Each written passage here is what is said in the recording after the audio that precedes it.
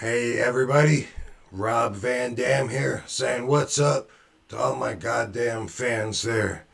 If I've already offended you, that is not my intent, although it is the nature of my nonconformity beliefs to seem to offend some people. But this is my point today. See, I'm aware of what comes out of my mouth, and saying goddamn was the one unacceptable swear word in my household growing up. We could say anything else, but according to my mom and my dad, using the Lord's name in vain was not okay. So, still today, I'm aware when I even hear it, even when I don't say it. Um, that's what I want to talk about.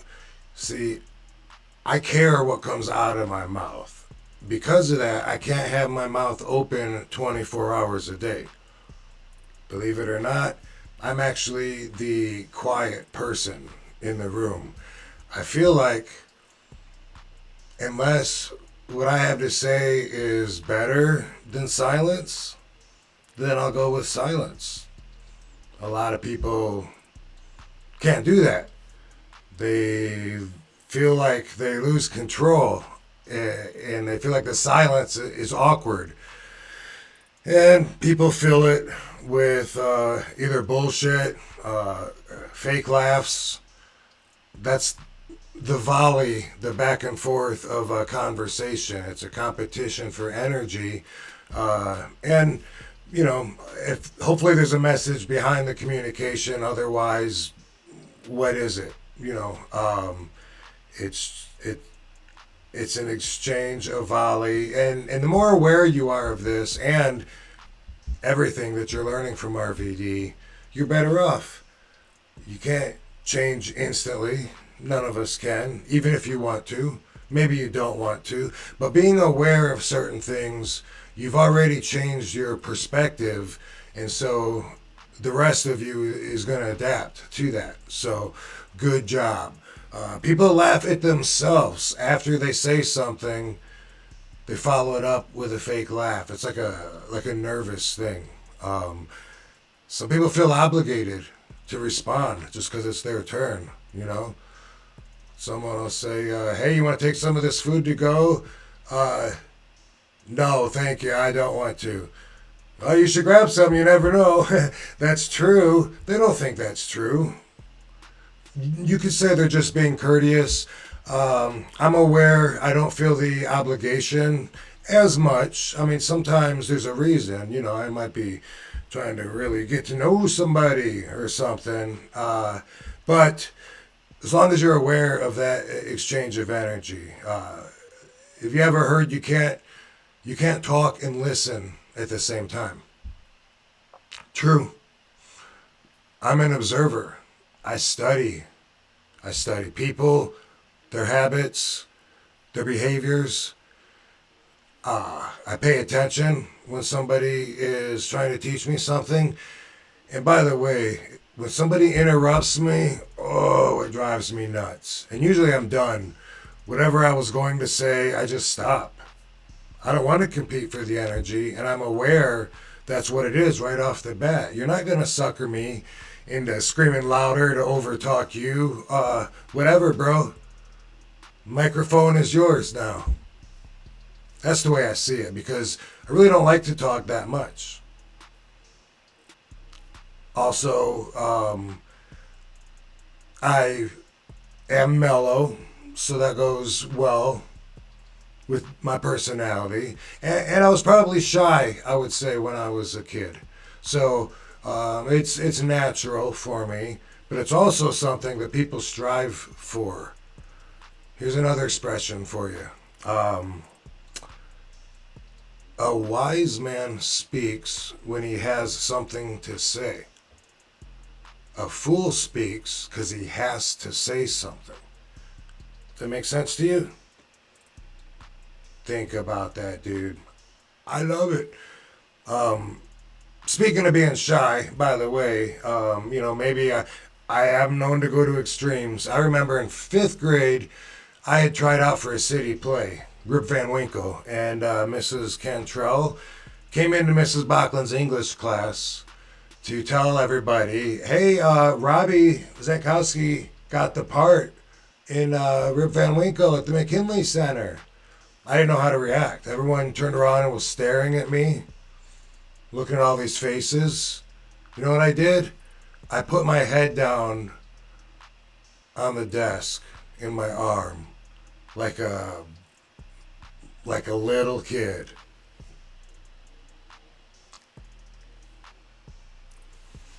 I'd seen it before, done. Seemed like a good option. Looking back, that kid was going to be an entertainer? What the hell?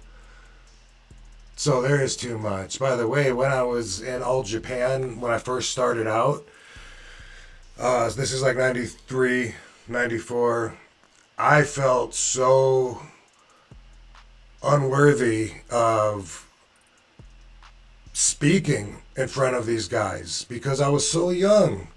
Just turned 22 years old. And I just graduated from high school at the end of, middle of 89. I'm in a hotel room with legends, big guys that have been over there forever.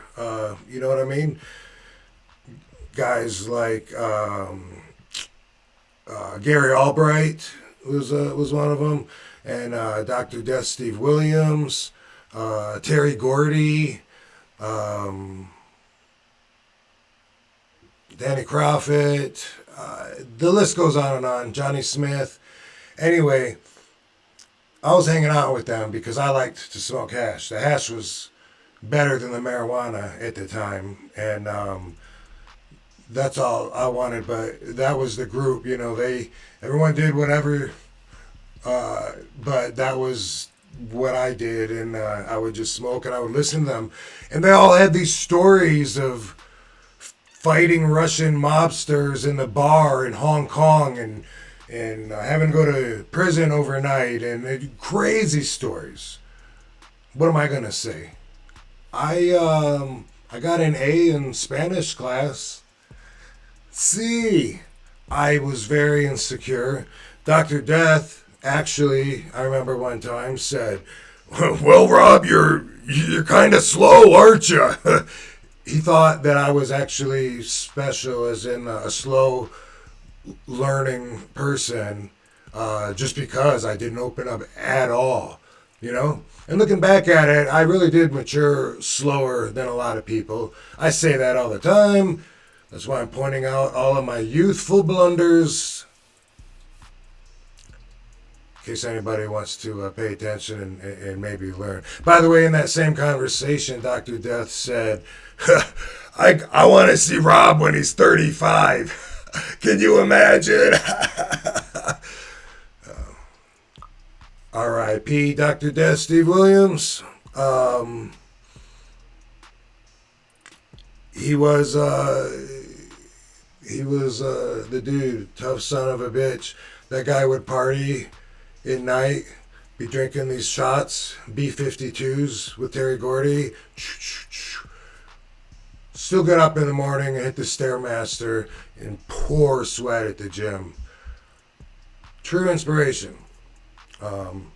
But I am still alive, and in spite of many people who've been saying for 20 years they thought I was going to die. Why? Because they're ignorant. That's part of Rvdology. It's not going to win you any popularity contests. In fact, the more you're like me, the less people are going to understand you. But the better your life is, so it's kind of all worth it, you know?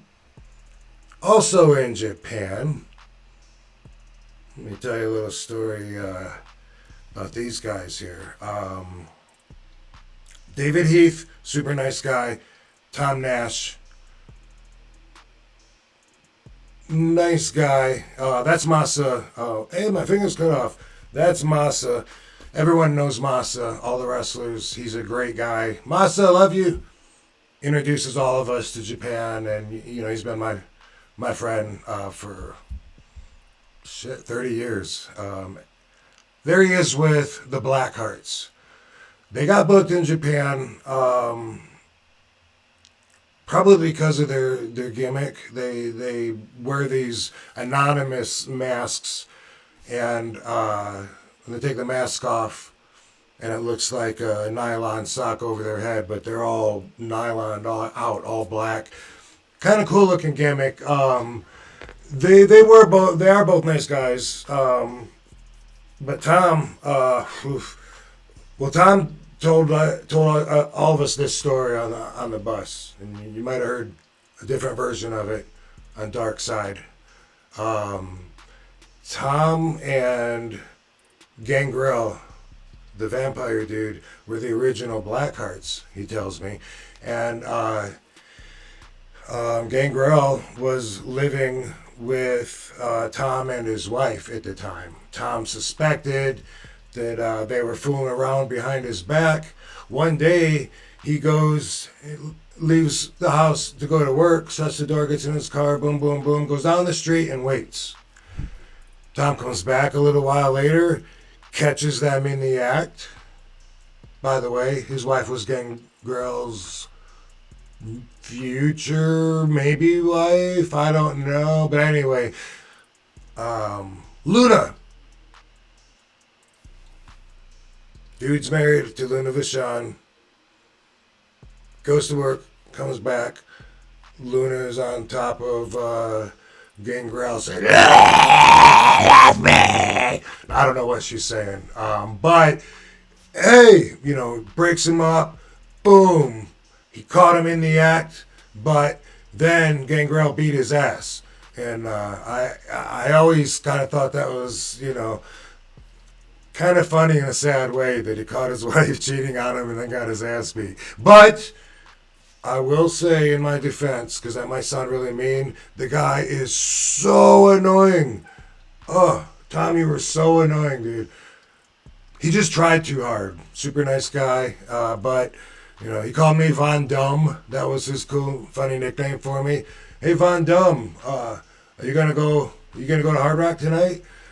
He just never ever shut up. And we're on the bus 5, 6 hours, sometimes 10-hour trips in Japan. Guys are trying to sleep.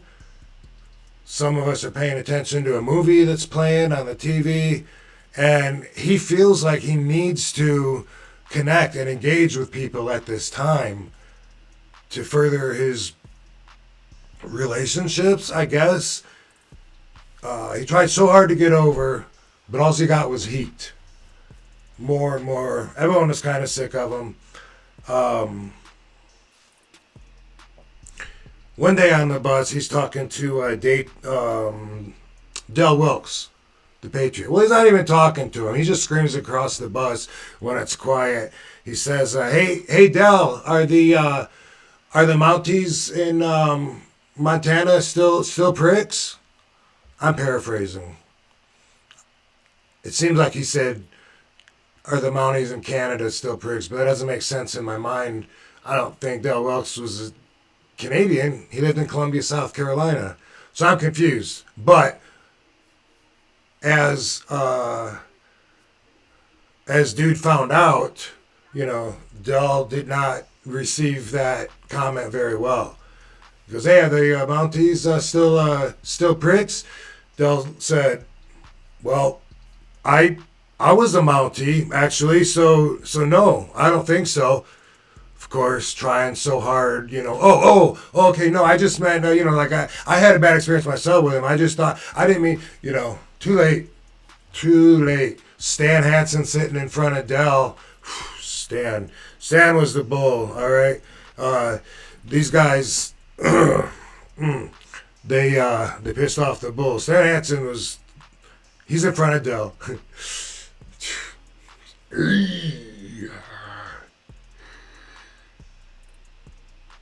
Stan, I don't know, sorry. Stan was, 50-something. He was the oldest guy on the tour. It was his everything. He had the seniority, let me just put it that way. And he was a bull, blind as a bat. He would beat the shit out of you in the ring. Normally. if he wasn't upset. But he asked Dell, what did they say? And then Dell told him, and he was like, what the hell kind of comment is that? And oh shit, everything is tense now. Like, uh-oh. Listen to brother try and back his way out of that one, right? No can do. Too late. So, anyway, Stan and somebody, I don't even know if it matters, had a match against the Blackhearts, And like I said, the Blackhearts, they had this outfit like this, and when I take the mask off, it looks like black nylon sock, right? But that night, they knew, everybody knew it was a sellout at the curtain, and meaning we're all watching to see Tom get his. And Stan brought a chair into the room. By the way, normally Stan would come out through the dressing room swinging this thick ass fucking rope, often with a cowbell tied to it. And the fans know that he's going to be swinging it at them, but they all crowd the dressing room when his music hits and wait for him to come out. Rah! And then they disperse, trample all over each other like the bull runs, and he's whack. Sometimes, we've seen kids get trapped like in the corner, and he'll whap the shit out of them. Different times, different business. Different country. All right? This night, both of these guys ended up in the ring with Stan and a metal folding chair, which isn't normal, but Stan brought a chair into the ring. Crack! Hit one of them on the head so hard, like we all thought we heard it. Like split. Like it sounded like something busted open. It's kind of gross. Splat! Got the other guy too. Boom. They both looked like they had a circle. It looked like they had a tomato paste stuck on their head from the blood. Of course, they all got stitches. Why wouldn't they? And, all they did was apologize to Stan afterwards. I think Stan actually softened up and actually might have apologized a little bit back to them too and say that he didn't mean to hit him that hard, if I remember right, But like I said, that's the way the business was. I'm always saying in interviews that this was a closed-door society, pro wrestling. Good old boys. It was never meant to be a work-safe environment with equal opportunity. So things are changing. Everything's changing in the world. I'm going to guide you. Don't be so shocked. Don't be so surprised. Be prepared. Look at history. We're making it. We're just along the ride. We went from somewhere to here and we're going somewhere. Everyone is so shocked. But you know what? That's a different episode. Hey, if you like this episode and you don't hit the button that looks like that, you should have a hard time sleeping tonight. You should feel bad about that. Feel free to even hit subscribe, yo. See you soon.